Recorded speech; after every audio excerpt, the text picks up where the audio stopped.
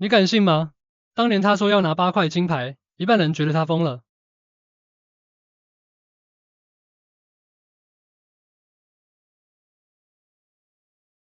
When I said I wanted to win 8 gold medals, basically half the people in the swimming world thought I was absolutely crazy and nobody could ever do something like that. But for me, I was somebody who believed in it and somebody who believed in the process of getting there. I knew it wasn't going to happen overnight, like I said before, but every little small thing that we did was a small stepping stone in order to even be able to have that chance and that opportunity to do what I did in 2008. So, when I say from 2002 to 2008 was basically trial and error.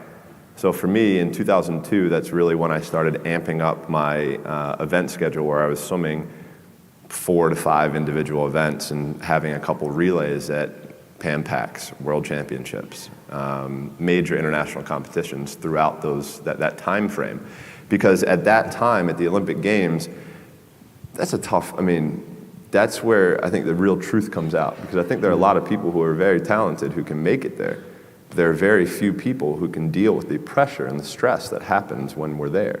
So that's why I say we had to make sure that we were physically, emotionally, and mentally ready, because I had to be ready to be able to kind of manage my emotions through that week.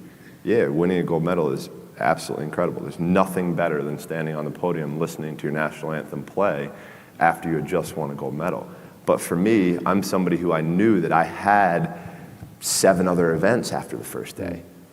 So I have to throw that in the back of my head. I got to throw that race out. Even though even like in 08, I broke a world record, won my first gold medal. Like, I was like, cool, like things are starting really well. So I have to put that behind me to then get ready for the next race. And on top of that, I have to make sure I'm eating the right amount, I'm sleeping the right amount, my body is as fresh as I can possibly be. So that means sitting in an ice tank, getting massages, getting stretched, all of these small things that end up adding up to the major end result. And that was something that we learned through that process. So for us, we always also tried to compare. Every day is a new challenge, right? Every day is a challenge, is a day that we can prepare ourselves even more. So for us, we would call it putting money into the bank. So at the end of the year, when we had a major international competition, we could withdraw that money that we had saved throughout the year. And look, I'll be the first one to tell you, there were a lot of days where I did not want to get out of bed. And I guarantee you, if I ask the question here, if everybody is excited to get out of bed every single day, if I saw a hand, I'm going to blatantly call you a liar. Because we all know that is far from the truth.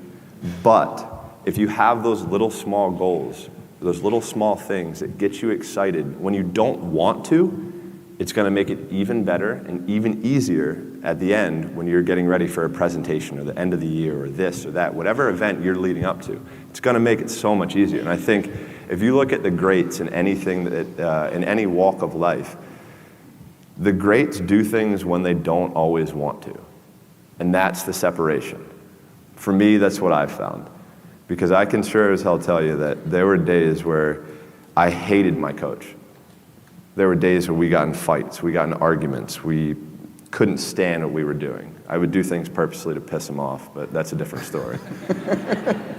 But I think that was just really how we worked. Like, he was somebody who was so perfect for me that if I ever would have swam for anybody else, I never would have had the chance to do what I did, because he challenged me in ways and forced my mind to think differently. For me as a kid growing up, I'm huge into music, and music is a big part of my life. And I'm a huge Biggie Smalls fan, and he wrote a song called "The Sky Is the Limit." And as a kid growing up, I believed that. I believed that whatever I put my mind to, and if I was willing to make sacrifices and I was dedicated, that I could achieve absolutely anything. And you still do? I still do.